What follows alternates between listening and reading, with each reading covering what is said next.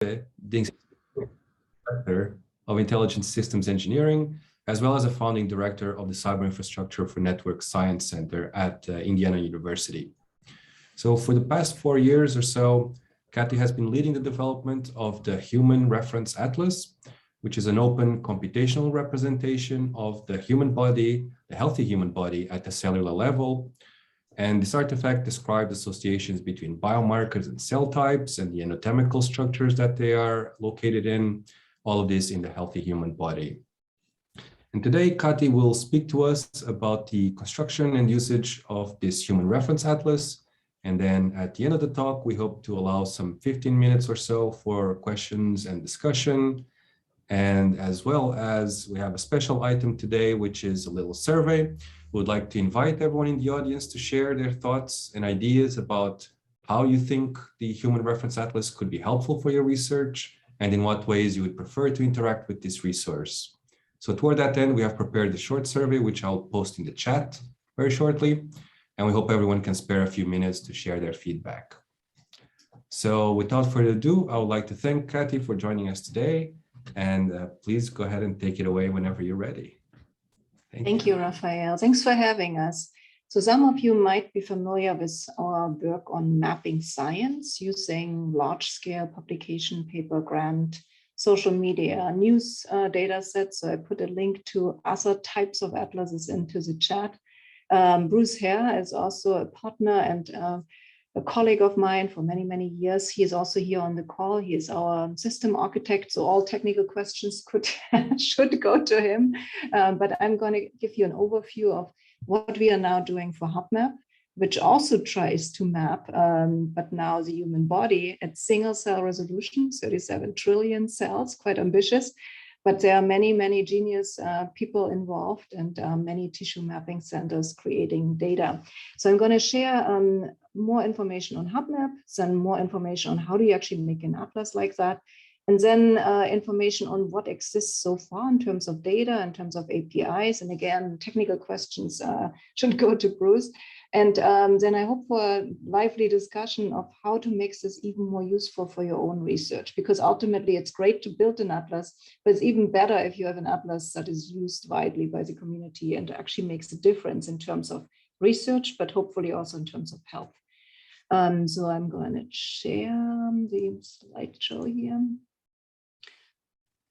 All right, so again, it's myself, it's Bruce Hare, it's Ellen Quadocus, which has been really behind making a lot of the so-called ASCT+B tables, David Ozumi Sutherland over at EBI to make sure that whatever is in those tables actually aligns with what is in Uberon and cell ontology.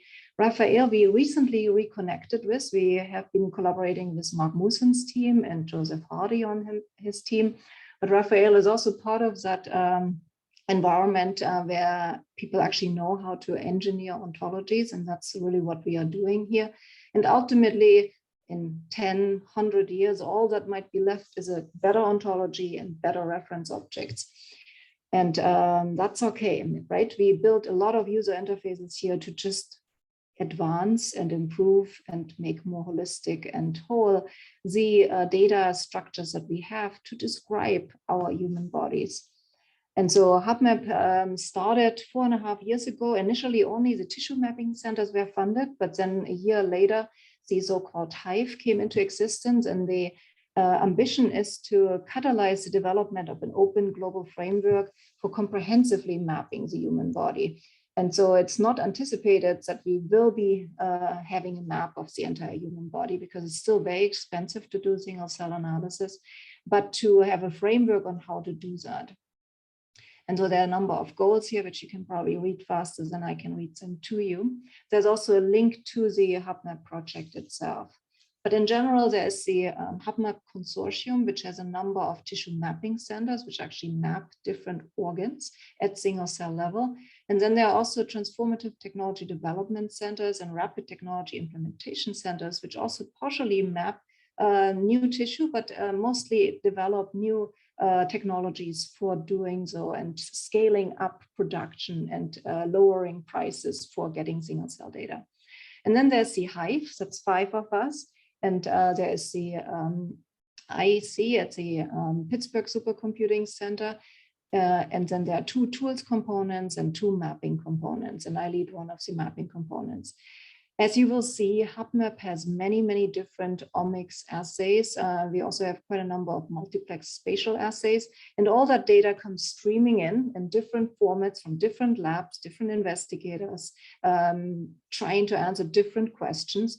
And then we are supposed to now use that to create a map. And that's tricky because oftentimes if you would want to have a map, you would very systematically sample. But you can't really necessarily do this for healthy human beings because they don't like to give out healthy tissue from their healthy human body. So it's actually non-trivial to get healthy data and to also collect it in a way that's more or less systematic. But over time, we have agreed on the process and also have now standard operating procedures of how we can take very rich data and compile it into maps and then create a so-called common coordinate framework, which is maybe best compared to the latitude and longitude system that we have for the world. And that helps us to find a new address whenever we need to get to the next party or the next conference in the real world. We have many, many different organs. Currently, we focus on 30 different organs, and it's demanding because each organ is quite different. Some are really, really long, some are very squishy, some have very well-defined areas like the brain and the kidney. Others are more like a homogeneous blob. And therefore, many of these organ specialists, they have created their own ways to keep track of tissue blocks and to keep track of how they actually slice them and section them. And we need to bring order to this and make it easy for them to register tissue in a standard manner. We also have many different assay types, and there are different spatial scales and different molecular coverages. And I guess some of you might work with gene and protein data. I would actually be curious to hear if any of you would work on lipids and metabolites. So if you do, please put that in the chat or maybe in the exit survey, because that's an area we would like to expand on.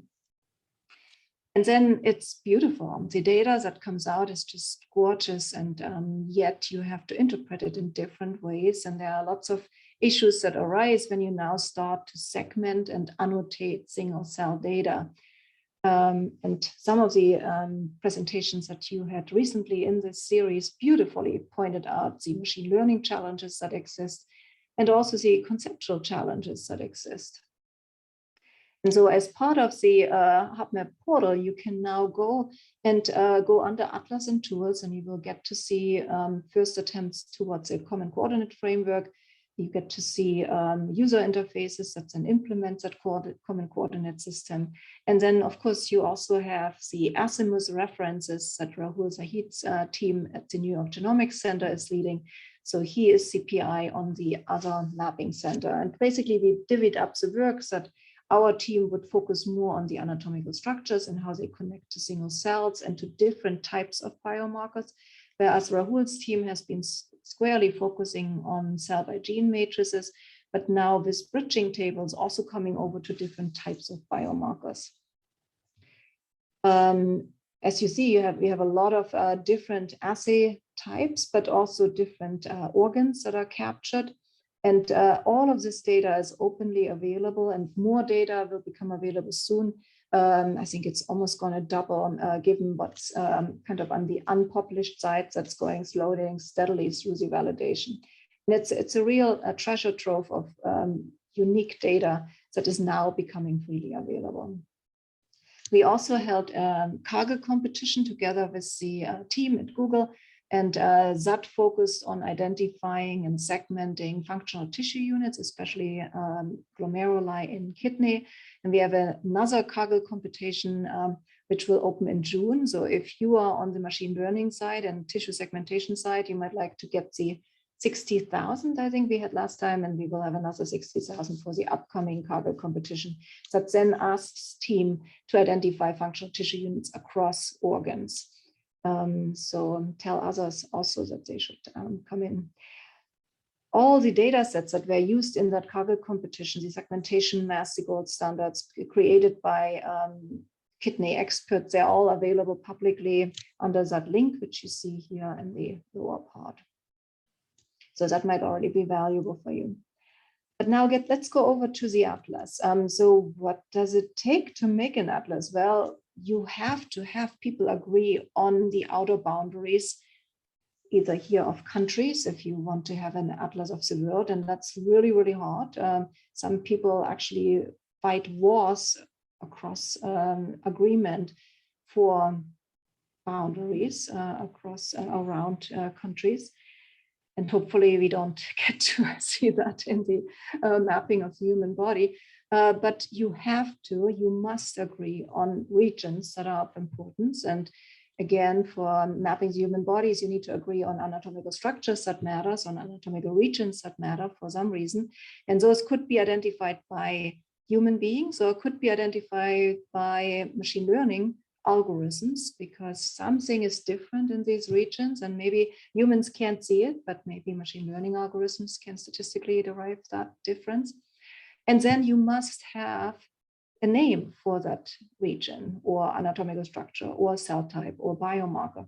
And that's a battlefield by itself as well, because oftentimes people cannot agree. There are many, many aliases for the very same cell type and for the very same biomarker, and it's hard.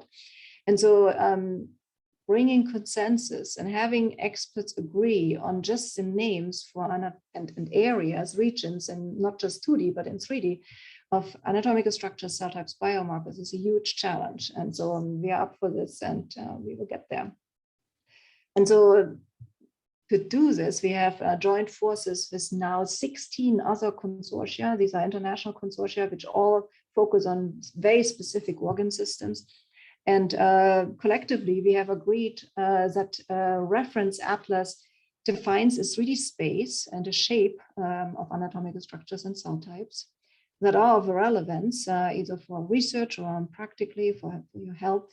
And then we all agree that we want to characterize them and also connect them to biomarkers that can be used to characterize them.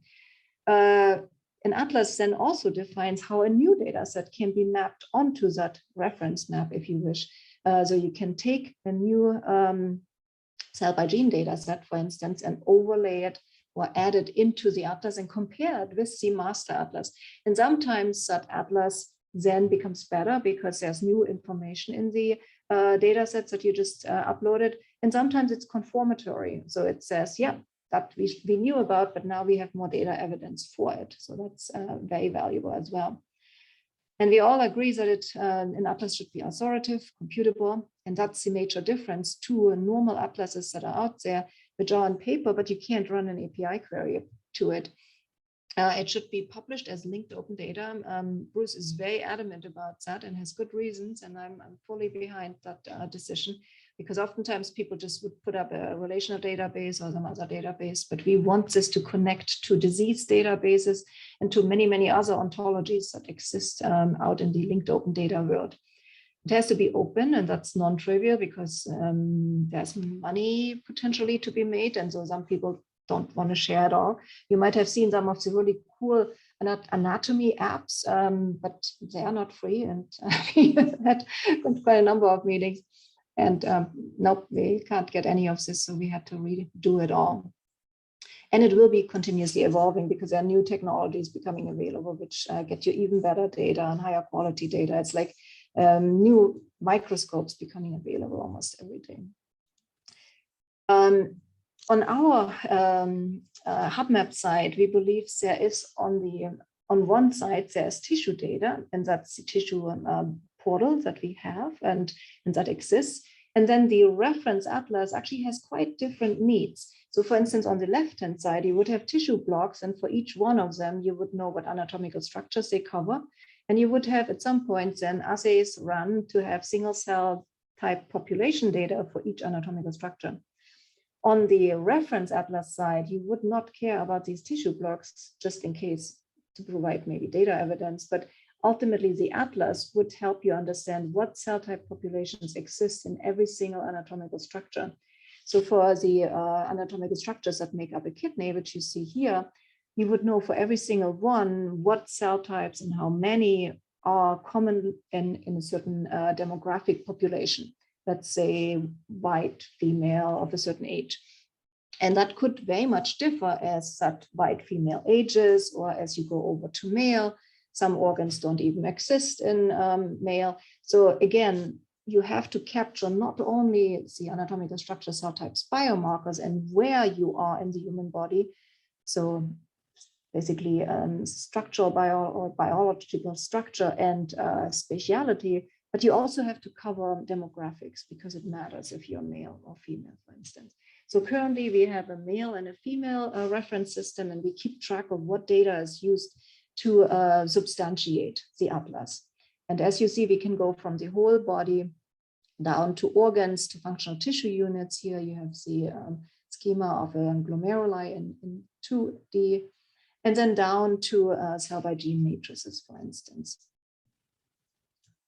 And again, there are many, many efforts. It takes a village, and it costs an enormous amount of dollars and euros and other types of money to build such an atlas. And some of these efforts are funded out of NIH. Some are very well supported by the Human Cell Atlas. And it's a very good collaboration that has evolved out of all of it.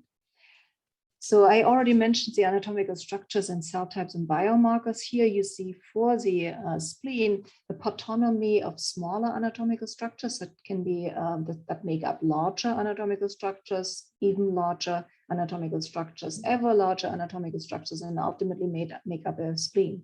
So we simplified this to a pathonomy, not really how it works in the real world, but so far we seem to get away with it, and it's way easier to deal with trees than with graphs.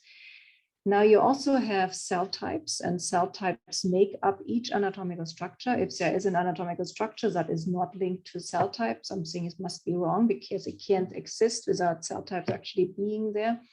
And so we can very quickly work with subject matter domain experts to create these non-trivial data structures. So you have a tree, you have a pathonomy to mode network, and then you have another pathonomy or another bimodal network between cell types and biomarkers. And currently we focus on gene and protein biomarkers, but we also start to capture first proteoform, lipids, and metabolites. So ultimately 5 types of biomarkers. We also keep track of references to papers and references to experimental data. And so ultimately you have this table which you can run all kinds of different data queries to. These ASCT plus B tables are then linked to the respective ontologies. So typically Uberon and FMA for the AS, and cell ontology for the cell types, and HGNC and UniProt for the biomarkers. And then for the anatomical structures, we also have 3D reference organs that are derived from the Visible Human Project data sets, the male and the female that were scanned quite a few years back in time now. Still a very great data set. Given that we have this 3D spatiality, we can then register new data into these 3D objects, and we get to see what structures a new tissue block collides with, and then we can automatically annotate new tissue blocks. And we will see this in a moment. So currently we have 25 tables. They all have DOIs. You can use them. There's an API to them. And here you have the counts of ASCT BGs, which are the gene biomarkers, BPs, protein biomarkers, but then also linkages between them, about 20,000 nodes and edges. And then there's this crosswalk over to the 3D Visible Human Project, male and female bodies. And all of this is freely available and accessible. Each comes with landing pages, so every single table, but also these 3D reference organs, the OMAPs, azimuth cross-reference, all of it is publicly available. And the OMAPs, those are antibody panels that are specific to an organ. And they basically exist now for skin, intestines, lung, kidney, pancreas, liver, and lymph node. And so if you are using antibodies in your work, you can just register a tissue block. You tell you are planning to use antibodies, and then you get a recommendation of what validated antibody panel you should use. And typically it takes years to validate these antibodies. It's very expensive because antibodies are not cheap. And so this is helping standardization, but also helping to unify the data, and it saves you money and time. So here you have a use case where you have the skin and the corresponding AST+B table. You have the layout of that table. And then you have the affinity reagents, the biomarker pairs that should be used ideally if you are using antibodies for skin. Similarly, if you use Azimuth, then your data automatically connects better to these AST+B tables, especially if you use kidney. There's actually a crosswalk that then walks your cell types and your biomarkers over to the C cell types and BG, gene biomarkers in the AST+B tables. So over time, it becomes faster and faster to connect experimental data to the evolving reference atlas. And we now have 8 Azimuth references available thanks to Rahul's team's work. If you go to the HubMap portal, and Bruce might put that link into the chat, then you can try out some of the user interfaces. So there's the AST+B reporter, which you can use to just explore these AST+B tables and hover over a cell type that is near and dear to your heart and see how it connects within one organ or across all 25 organs. Same for biomarkers. So if you have an interest to see where CD31 is active, you would hover over that B and it would just show you where it is found in the table so far. Here you see an example of how you register a new tissue block. The tissue block is given in this golden color. So you give it the right size, you place it in the right area where you just extracted it from, cut it out from. And then you also rotate it in a way so that it matches the tissue you just harvested. And then automatically the anatomical structure tags are assigned based on collision events. It's very similar to what you experience in video games when you run into a wall. Here you just run into AS objects and those are registered. And so all that metadata is then standardized and can be used across teams, across organs, and across labs and consortia ultimately. As soon as you register a tissue block, you can also find these tissue blocks in the exploration user interface. Here is an earlier version. It has changed, but the functionality is still there. You can zoom in and you get to see the tissue blocks, typically in white, but one of them is selected and you can get more information on that one. You can zoom in and you will get to see there are also biopsy data sets which have been registered via KPMP.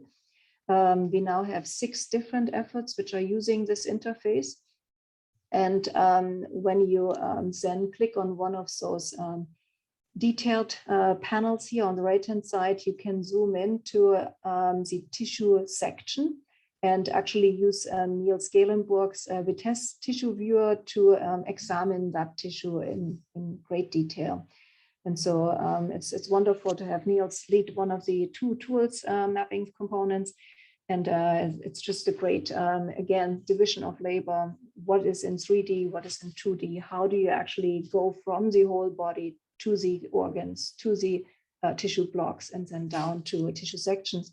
And I think Niels recently also has started to view 3D tissue data. So you can now actually see a reconstructed tissue. This is the more recent interface, so not the most recent interface, but what you see here is the visible human project, male and female. And then you can search across both. And so you could search for your favorite cell type, at least in the new version. And these cell types are predicted through the AST+B tables, through the collision events, which told us what anatomical structures are in a cell, in a tissue section. And then you can explore that in a new way. This is a mock-up of the spatial search that you will soon have. So you have this probing sphere, which you can reduce or increase in size. And then all the tissue blocks that are inside of that probing sphere are highlighted and can be explored in more detail. And of course, some of this can only be done in the user interface. Others can be done also via API queries.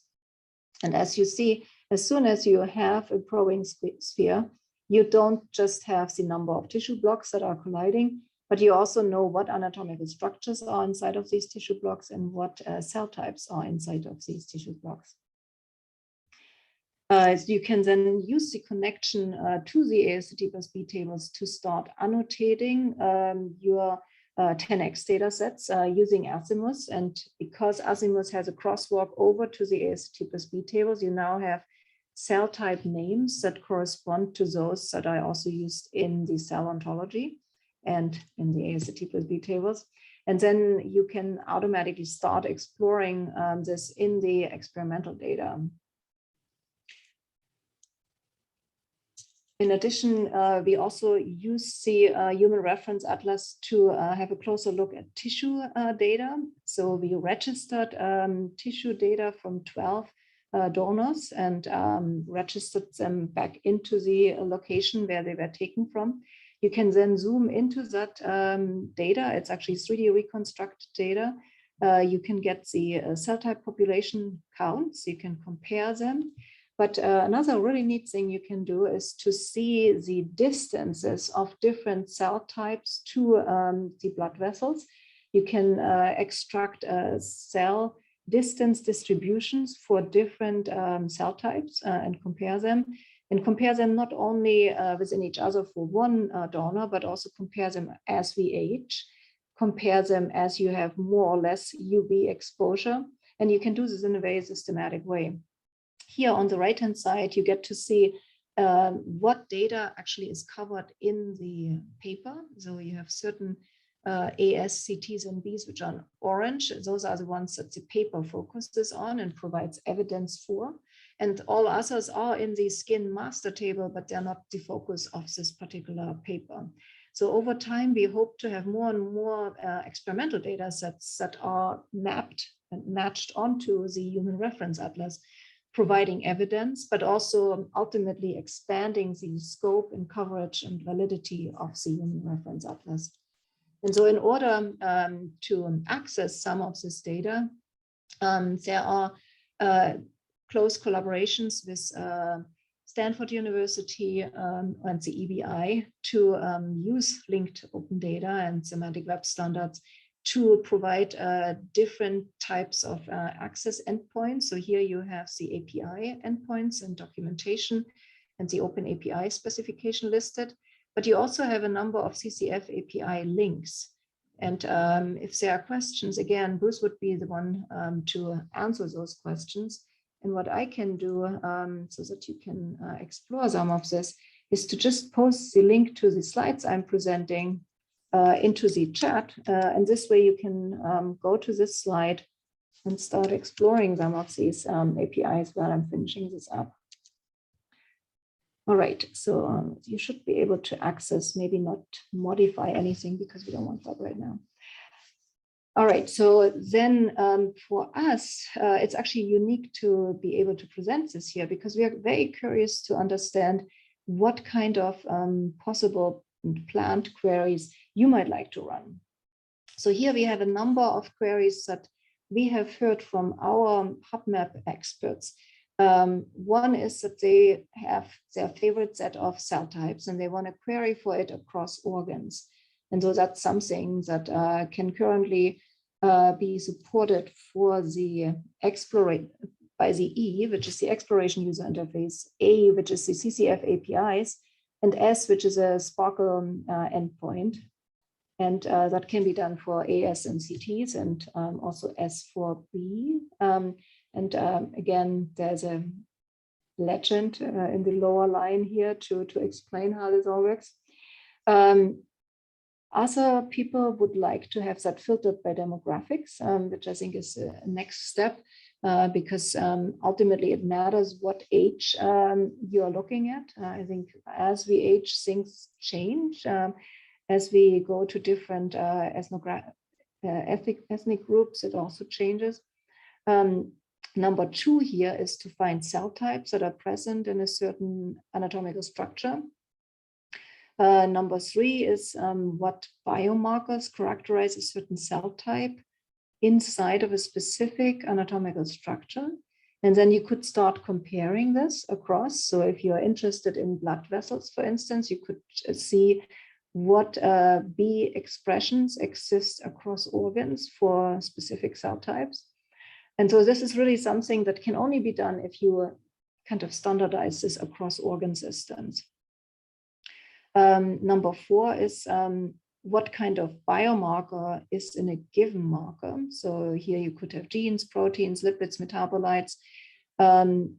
Number 5 is what extraction sites might exist. So if you already have a study and you now want to compare your data with other studies that have extracted data from the very same organ, maybe even from the very same spatial location, can you do this? Is there any other data you could compare your data to? Maybe it's even the same demographic groups that the donor came from. So all of this needs to become possible and should become possible.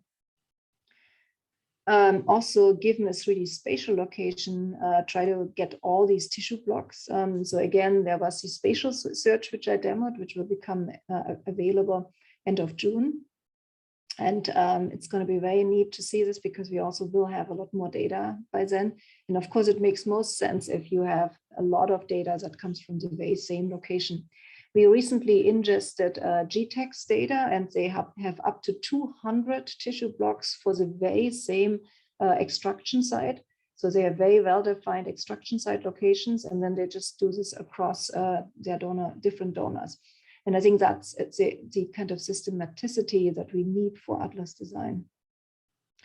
Number 7, given the location of an image tissue that is registered, get me all the cell types present and any associated biomarkers. So again, that also requires spatial registration, which you can do using that registration user interface. Then we have number 8 through 12 that you can read, and we would love to understand better what kind of questions you would have.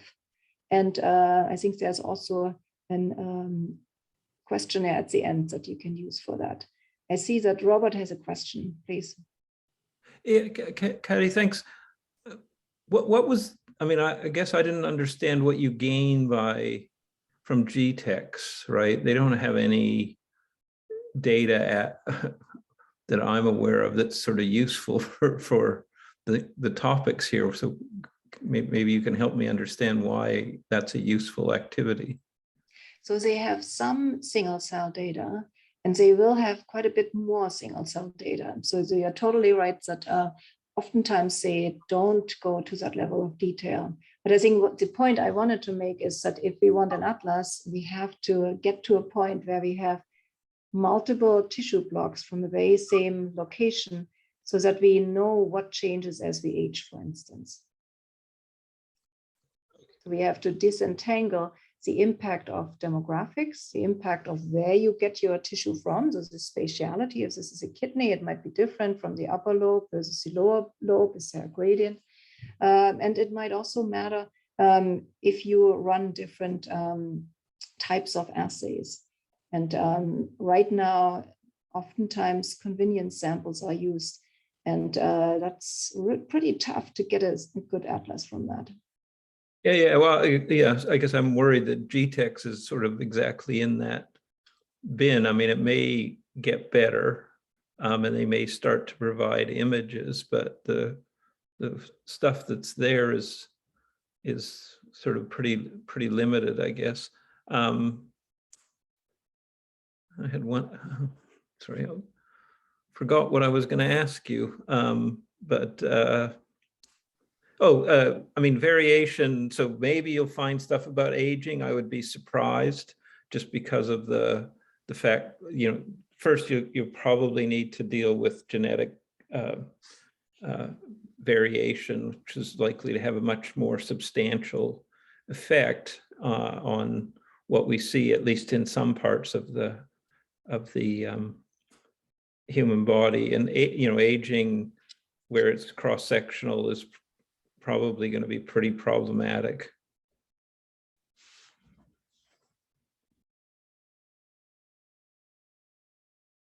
So we are also part of SENNet, which is a project funded by NIH that focuses on senescent cells. And that's really at the forefront there. So what happens as we age, what happens as cells die? How can we get a better understanding of when cells should die and when they should not die? And maybe we want to use some of the newer technologies to age slower, age happier, healthier. So all of this is part of that other project, but that's not the topic here.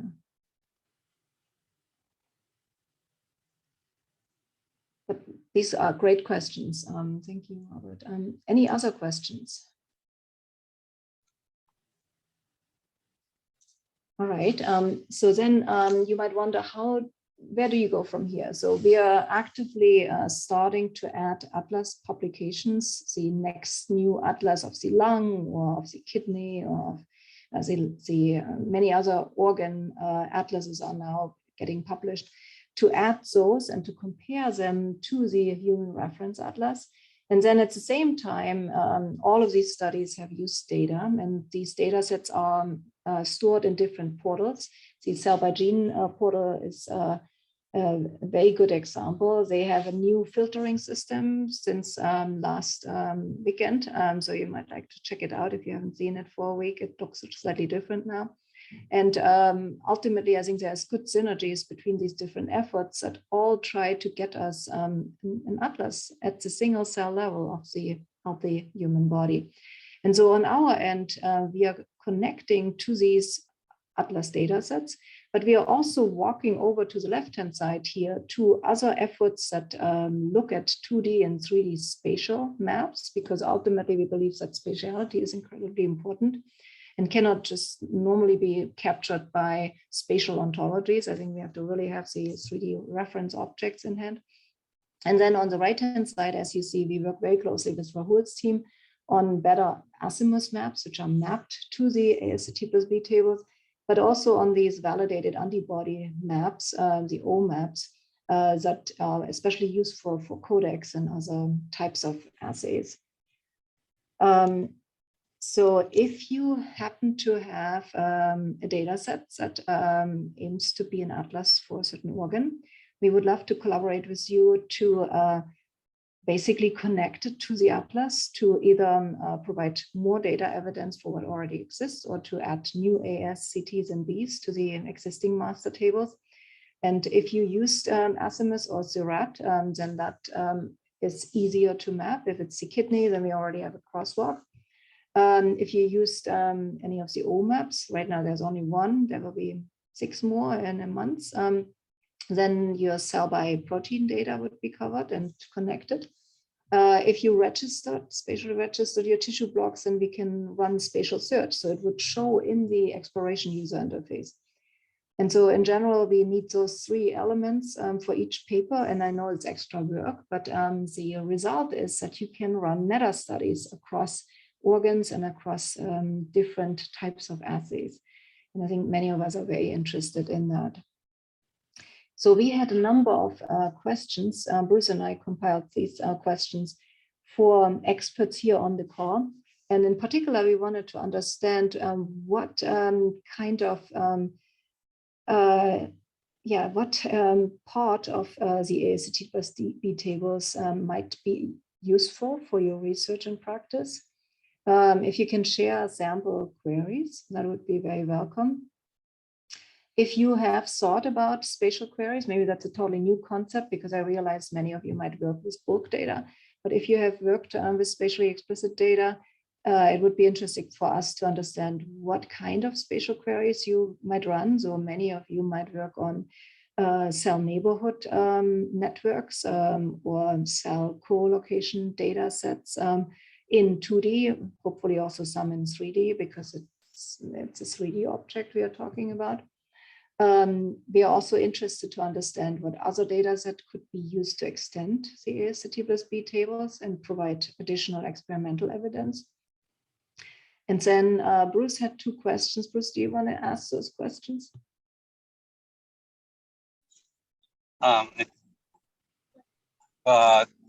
If you could just read them off, that'd be okay. Yes, of course. So Bruce was very curious to understand how comfortable you all are with ontologies and semantic web technologies. We realized that some of our HubMap colleagues are very comfortable with that, but others not so much, and then that creates a burden. And then on our end, we currently have provided direct access to the data via Sparkle and RDF and JSON-LD, but there might be others that need a different type of API access, and I think Raphael has looked into some of this. So we would love to open this up for discussion and get feedback from you. Thank you. That's the end of my presentation. So I'm curious to see what you have to say. Thank you. This was absolutely great. I think we can even leave perhaps the slide with the questions up if you'd like. And yeah, we'll open up the floor for questions from the audience, and then I'd like to perhaps get some insight onto the questions that we had also in the survey. So you can feel free to open up the discussion here about that, or you can fill it in the survey, or both, however you prefer. So any questions?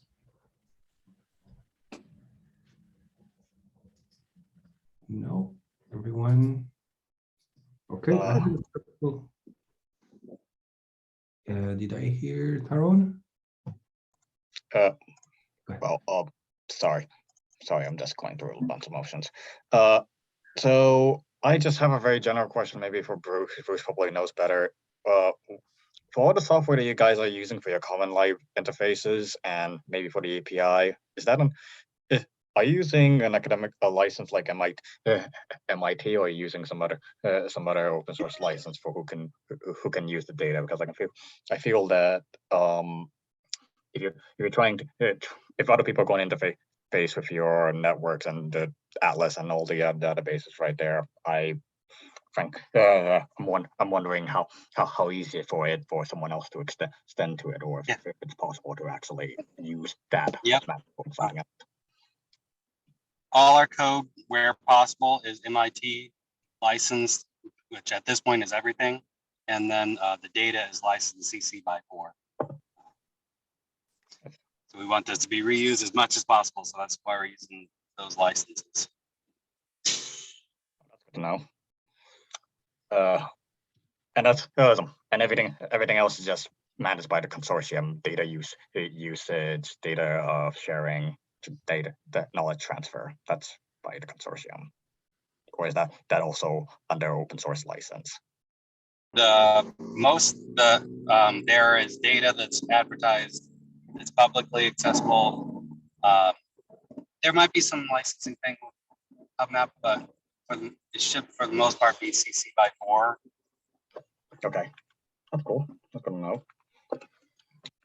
One of the things I've learned in software development, at least at this stage, at least in initial starts, a nascent start before people start using it, is that there's a open nebulous questions on who can use, what can be patented, and what can be heard, and how is that controlled. So it was an interesting question right there. But if it's MIT, then one of the nice things about it is that you can then, it plays nicely with other licenses. So if somebody else has a different license, then at the very least, this shouldn't be done. That's a really good issue. Yep, exactly. The worst thing we don't want to have happen is you start using the thing and you realize, oh wait, this license won't work for me. And we've had other people who wanted to join who had different licenses. We're like, no, it can't be. They were doing AGPL 3, and that's not going to work for what we want to do. That's good to know. Thank you. I see a question by Jacqueline. Hi, thank you. This is such great work. So I'm curious about just the logistics of the mapping between the exact locations of the cells within the tissue, because this is coming from RNA-seq analysis with just a random chunk of tissue. So I'm curious if, like, it's not like you're looking at a slide of, like 5 microns, and I know I'm looking at, this vacuole or the gray matter or whatever. So like, how do you know exactly, how are you positioning those cells? So it's a combination of machine and human intelligence. So if we go to some of the, let me just share a different screen. And I don't think I really made that clear. So if I go over to the CCF portal, then you can also go over to the ontology part. Share screen. So linked from the CCF portal, maybe I just put that into the chat. That also has a lot of standard operating procedures, but in here, you can go over to the ontology, which has more details on how the current ontology works. But you also get to see this little image here, where you see that for some data, we do have spatially explicit data. So we have the organ, we know where a tissue block was cut from, we know what sections exist and what sequence they were stacked up and reconstructed in 3D using machine learning algorithms. And we also have on these, in each tissue slide, we have segmentations and annotations for single cells and also for functional tissue units, and in some cases for anatomical structures. So for those, we actually know exactly where they came from. But the key issue is, how do you register something that's at the single cell level into something that's 10 centimeter tall, right? So we did a number of user studies to see what exact or how exact human beings can do this. And they do this with 1.3 millimeter kind of movement accuracy and some 3 degrees rotation accuracy, if they just try to reproduce where it came from. And then you can use so-called R2 registration, stage 2 registration, to use machine learning algorithms, which then takes a tissue block, which is kind of already in the right position, but then move it a little bit around until it has the least discrepancy to the reference organ based on biomolecular markers. So this requires that you have an reference organ which you know not only the anatomical structures for, but also the cell type populations per anatomical structure. Then you can do that fine adjustment of the tissue block into the reference organ based on biomolecular signatures automatically. That can't be done by hand anymore. And then there's still the issue that we are all very different, right? Some of us have 12 renal pyramids. Others might have 11. So how do you deal with that? And that is not figured out yet. So you could potentially argue that machine learning algorithms don't care. Why don't we have one for each number of pyramids? But right now we have a so-called consensus organ, and we try to do the best we can.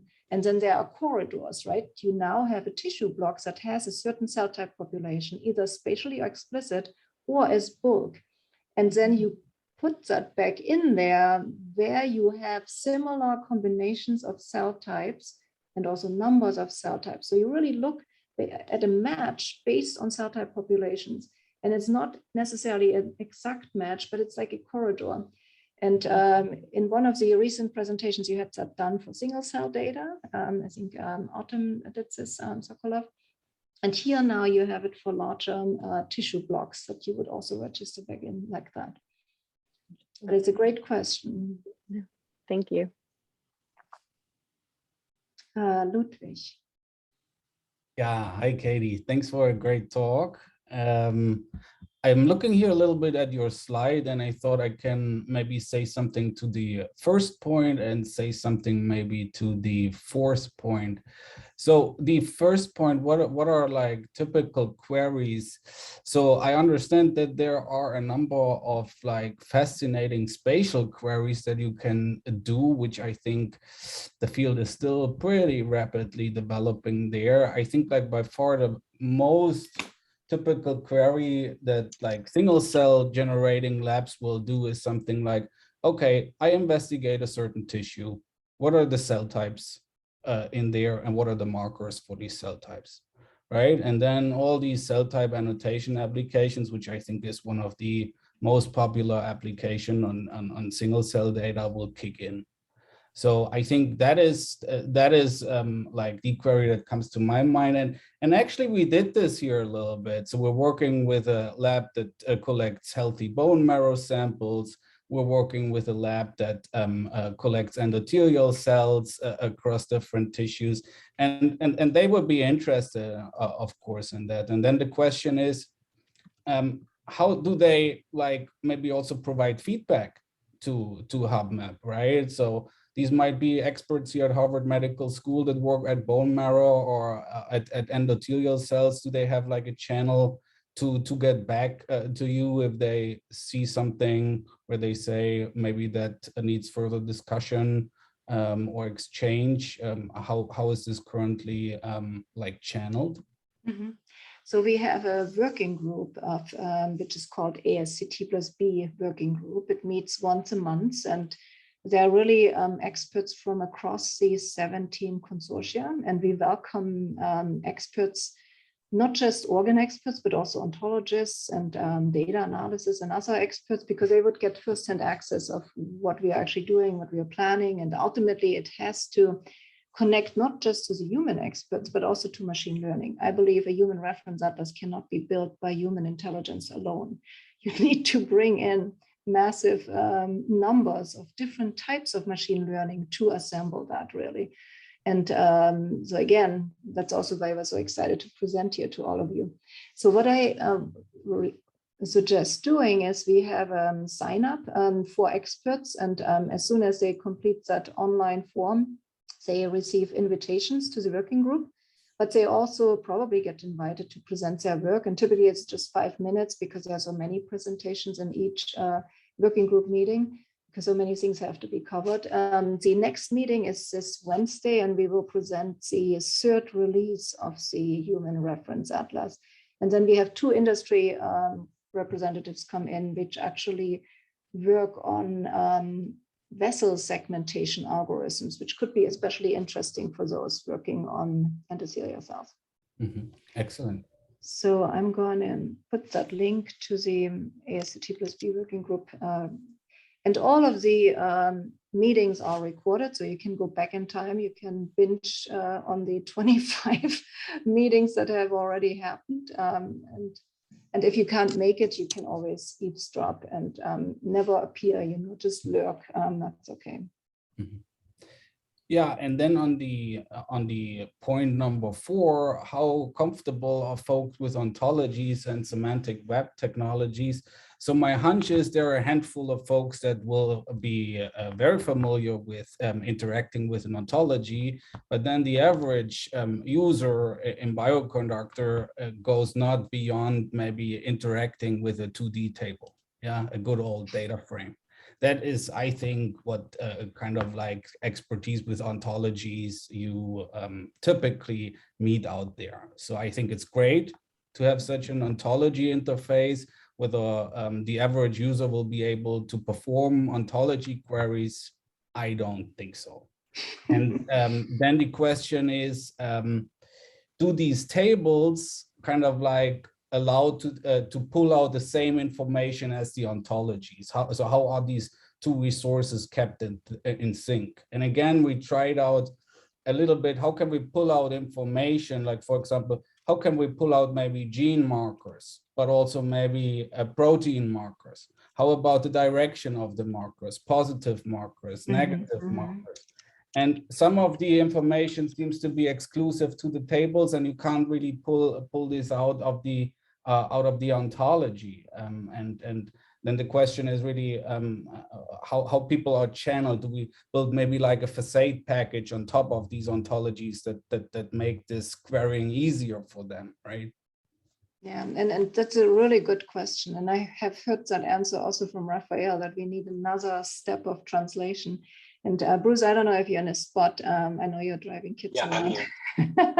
So I think Bruce has very strong arguments for having one source of truth. Do you want to take that from here, Bruce? Yeah, and I hear you that not everything was translated over to the CCF OWL version 1.8. 2.0 should have all that translated, if not better. We've been working with Mark Newson and Joseph Hardy and David Asami Sutherland to get things more in a ontologist approved format, and it also brings in a lot of stuff that's missing from the ASCT+B tables. Ultimately, the ASCT+B tables are input to our validation pipeline that gets those tables into the CCF ontology. So ideally, you're using the CCF ontology to answer all your questions with recognizing that some things have not quite made it over yet. So 2.0 should be released by the end of the month. It's actually available as an alpha right now, but we'll be using it in production very soon. And then we also have a version 3 in the pipeline, but that's for another time. Bruce, do you want beta testers for that not yet production version? Maybe you don't. No, just it's almost been released, so then you can just use it in production right off the bat. Cool. And we do have an API. There are some things that are kind of hard to do from SPARQL. Like, for instance, doing a spatial search is really not optimal to do in SPARQL. So we are providing APIs on top. So like our method is that the source of truth, the data is the CCF ontology and linked to that via linked open data. And then we can create APIs on top of it for value-added services.